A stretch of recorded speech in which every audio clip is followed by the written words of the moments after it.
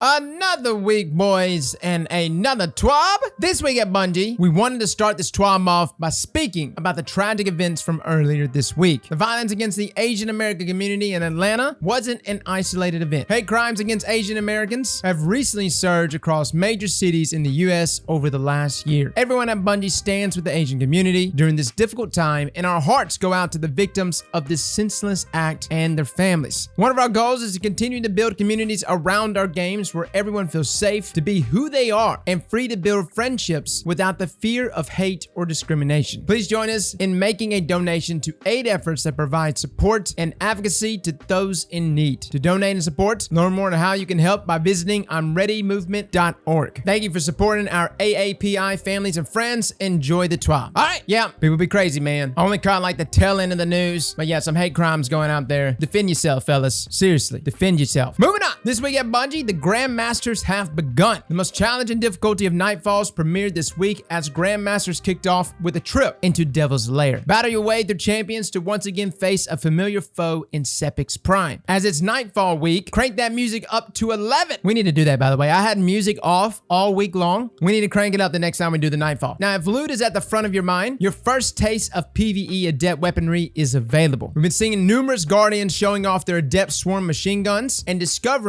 a fancy new mod, Adept Big Ones. Not into Grandmasters? That's fine. We still got several activities lined up across the game for whatever you're in the mood for. If you're looking for a different flavor of chaos, Mayhem is on its way next week. If that's not your style, we have yet another Crucible option coming up. Ah yes, Iron Bannanners? Lord Saladin has played a pivotal role this season with some strong opinions on how to deal with the ongoing threats to the Vanguard. But even as battles wage through the system, the Iron Banner competition must go on. So starting next week, Iron Banner and bonus Valor will begin March the 23rd through March the 30th. The Iron Lords will arrive next week with more bounties in tow and a slew of weapons to earn. If you need some quick boost to your power or fill out some missing slots with pinnacle rewards, Iron Banner is a great place to get them. Go in with the full fire team or queue in the solo node and face off against 6 other random opponents with 5 random allies. However you choose to play or whatever weapons you choose to bring, remember to control these zones. Also, throw grenades. It's not just a mayhem thing. Ah, yes. All right, well, Iron Banner's back. For those that are still in the pinnacle grind, you'll be able to dip into that. I wish Iron Banner would just get its matchmaking fix. Like, what the hell is it with mercing 3 teams in a row and then getting mercied right afterwards? Like, it's just a constant mercy fest. And that's even like in the solo mode. Like, I love the game mode. I really do. The idea of triple capping, locking out the cap zones, it's cool. The problem is, you got this back-to-back mercy fest constantly happening. Now, clear Eyes of Tomorrow. We received reports that Eyes of Tomorrow was doing less damage on bosses after update 3.1.0. We acknowledged that there was no intended damage reduction and started investigating a fix. We discovered there was a modifier incorrectly placed on the weapon that was reducing its damage to mini boss combatants, like the bosses you find inside of Lost Sectors. We have a fix ready in hotfix 3.1.1.1, which is currently scheduled for March the 30th. Alrighty. The reports that this was also affecting damage against raid bosses, but our internal test teams were unable to reproduce this and didn't find any changes to the damage outputs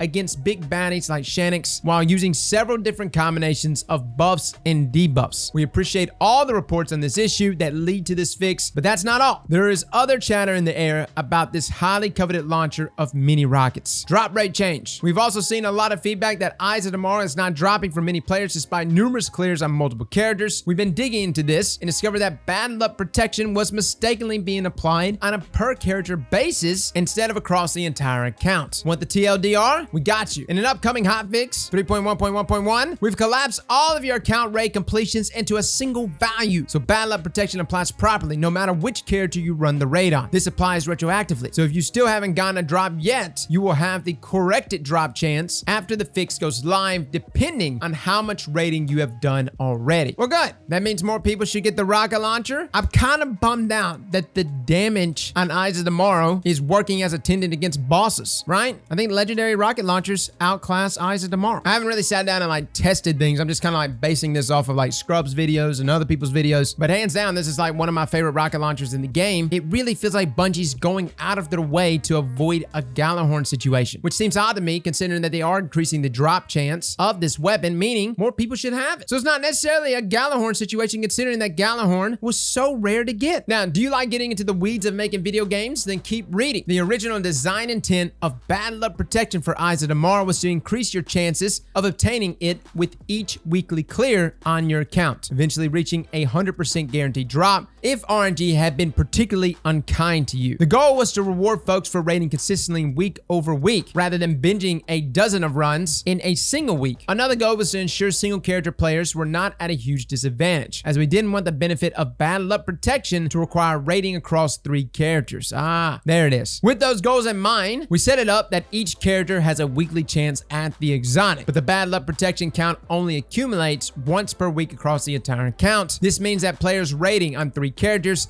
have 3 times as many chances at the exotic, but that increase in drop chance only increases once each week and applies equally to everyone who runs the raid, regardless of if you are running 1 character or 3. However, we mistakenly applied this protection to a system that only stores data on a per character basis. That resulted in each character having individual protection counts. That would be fine, but only the first character you ran the raid on each week would add to the protection count. Left unfixed, this would have made it take up to 3 times as long to see the benefits of Bad Luck Protection for people raiding across different characters each week. In 3.1.1.1, we're combining all raid completions on your account to a single value. This means if you completed the raid since it launched, you'll now correctly have the max possible completions counted towards your Bad Luck Protection, regardless of which character you raided on. And moving forward, this protection will accumulate properly regardless of character. For some of you, this will have no effect since you only raid on 1 character. For others, your Bad Luck Protection count will effectively triple. So even if you continue to be extremely unlucky, after this fix, the exotic is guaranteed to drop in the next few months if you've been raiding each week. Happy hunting. Okay, it's always kind of nice to see like what's happening with Bungie internally when they make decisions. TLDR though, you should be getting loot. Rock 'em, sock 'em. You ever sit around debating who would win in a fight between characters, celebrities, or community managers? Yeah, neither do we, except today, when we asked you to let us know who do you think would win in a battle to the pain. Who is the baddest baddie? The robotic chicken-like wyvern with their full-on yeet attack, or the formidable Taken captain spamming endless blinding orbs of death? Dude, I don't know. Who would win? I don't think they would kill each other. I really don't. I think they would just sit there and hit each other over and over. The captain would just shift around everywhere. See, the captain's just annoying, right? The wyvern does substantial amount of damage, but the captain has great defense as well as elusiveness. I just think they would just fight eternally with no victor. But a scary thought that me and my PvE team were talking about the other day was actually champion wyverns. I'm shivering thinking about it. Moving on, some other updates that rolled out this past week: adjusted wrist runners perk VFX, reduced Arbalest aim assist, as well as fixing multiple Ascendant challenge triumphs. We do have a number of fixes going out next week as well, including all the stasis nerfs. I know it's not listed in today's TWAB, but yes, certain stasis subclasses will be getting a spanking next week. We'll be covering them immediately. Now moving on, Trials of Osiris. Last Saturday, it was discovered that an issue with match rejoins in the Trials of Osiris playlist that we thought we had fixed earlier in the week didn't fix the issue. With update 3.1.1, this issue should no longer occur, so Trials is scheduled to start at its regularly scheduled time this week. Well, hell yes. Trials is back, at least for a little while, until it gets canceled again. But actually taken right here from Bungie.help, they say that Trials will be re-enabled at 10 a.m. Pacific on Friday, March the 19th. And essentially, the Fireteam rejoin functionality has been fully disabled, which was like how they were working around this win trade method. I know this is kind of like a last resort for Bungie because it appeared they wanted to leave that rejoin function in the game still, but it looks like the Destiny community